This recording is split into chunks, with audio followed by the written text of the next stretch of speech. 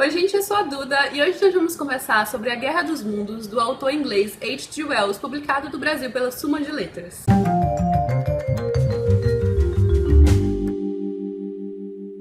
A Guerra dos Mundos foi publicado originalmente em 1898 e isto de cara é o que mais chama atenção em relação a este livro, pois nós estamos falando de um ataque à Terra feito por extraterrestres, especificamente marcianos. Então, por si só, já é um livro muito criativo nesse quesito. Não hoje em dia, porque hoje em dia a gente já está cansado de ver esse assunto com vários livros e vários filmes, mas é digno de nota o fato de que o H.G. Wells idealizou, foi a primeira pessoa, uma das primeiras, a idealizar um ataque extraterrestre à Terra. O primeiro capítulo, já no primeiro parágrafo, começa muito bem, porque o autor nos coloca aqui na Terra, apenas vivendo nossas vidas pacatas, e já insere ali que nós estamos sendo observados por forças muito maiores e muito mais inteligentes e capazes do que nós. No entanto, através do abismo do espaço, mentes que em relação à nossa são como a nossa em relação às dos animais que perecem, intelectos vastos, frios e insensíveis, lançavam sobre este planeta olhares invejosos e lenta e inexoravelmente traçavam planos contra nós. Nós já estamos colocados nessa expectativa, nessa posição de inferioridade, e toda a história será narrada pelo ponto de vista de um estudioso filósofo. Não é dito o nome dele, é como se ele fosse um personagem desconhecido, tanto ele quanto o irmão, na parte que ele vai narrar o que aconteceu com seu irmão em Londres, não é mencionado o nome. Ele vai nos contar quando esta coisa caiu do céu, próximo à sua casa, e todo o burburinho que foi feito em volta disso, mas ao mesmo tempo a gente tem que levar em consideração que isso aqui é o século XIX, ainda que no final.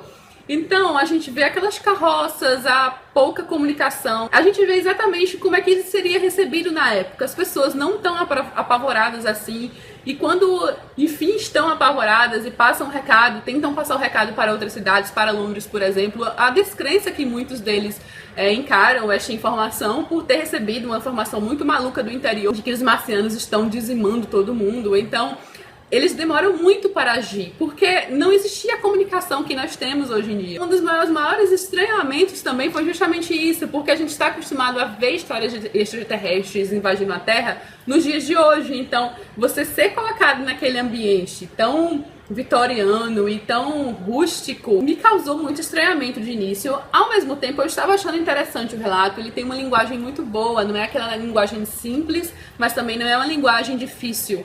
É uma linguagem rica, que faz a gente imaginar assim, aquelas pessoas, aquela vida no campo. E eu achei bem curiosa a forma como o H.G. Wells apresenta esses alienígenas.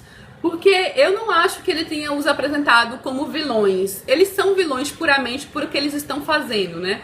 Eles estão invadindo a Terra, eles estão matando pessoas. Mas o autor, em várias partes, ele tem o cuidado de mostrar que o que eles estão fazendo não é tão diferente do que o que nós fazemos com animais inferiores, com animais não racionais. Então, a todo momento ele nos compara a coelhos, nos compara a formigas. Eles estão ali querendo conquistar o seu espaço, talvez por os recursos naturais em Marte terem se extinguido, estarem escassos, então eles vieram para a Terra porque era próximo, e eles nos veem como esses seres inferiores. Eles não estão nem aí assim em relação a sentimentos. Eles são descritos como frios e calculistas, mas nada muito diferente do que nós faríamos com espécies que nós considerássemos inferiores. E ele tem esse cuidado de repetir muito isso ao longo do livro e faz a gente pensar até nossa relação, assim como o Planeta dos Macacos do Pierre Boulet. Este eu acho também que faz a gente pensar até em certo sentido em nossa relação com outras espécies. Nós, homens, os habitantes da Terra, devemos ser para eles no mínimo tão exóticos e inferiores quanto macacos e lêmures o são para nós.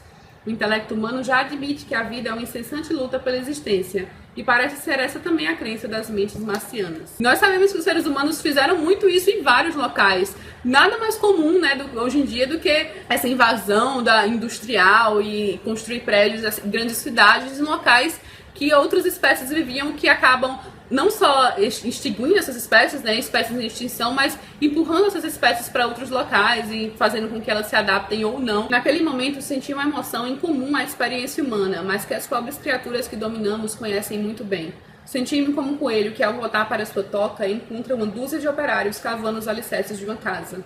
Então, eu não acho que eles sejam os grandes vilões dessa história. Eu achei isso interessante, porque ao mesmo tempo que nós temos medo dessas criaturas, nós não podemos condená-las tanto assim. Eles são descritos no livro como seres superiores, como se eles já tivessem passado por várias etapas, mas será que se chegasse numa etapa em que nós estivéssemos tão evoluídos, nós seríamos tão diferentes deles?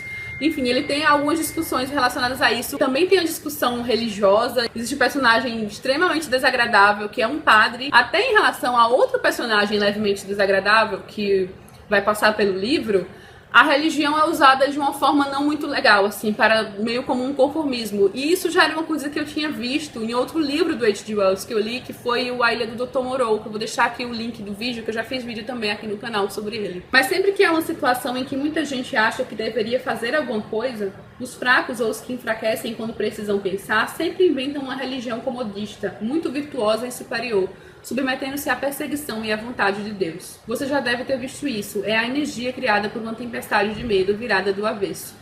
Essas jaulas serão cheias de salmos, hinos e devoção. Mas uma coisa que eu acho interessante do livro do H.G. Wells é como ele vai colocando algumas discussões que podem ser levantadas em relação a uma coisa ou outra que ele disse, mas não necessariamente devem. É como se as histórias naturalmente incitassem discussões em diferentes aspectos em relação à trama principal. Tanto a trama funciona por si só, quanto algumas coisas ali inseridas que podem ser levantadas em relação à forma como ele as desenvolveu. Alguns podem criticar o fato de que é muito local essa Guerra dos Mundos. É uma Guerra dos Mundos, mas poderia ser a guerra no Reino Unido, a guerra em Londres, porque não é mencionado outros locais. É como se os marcianos tivessem todos ido para lá. Inclusive, é dada até a ideia de que todos eles foram para lá. Se fosse até de sua vontade mencionar que outros locais também passaram por isso, ele poderia ter feito sem maiores mudanças na história, apenas uma menção. Mas ele não o fez.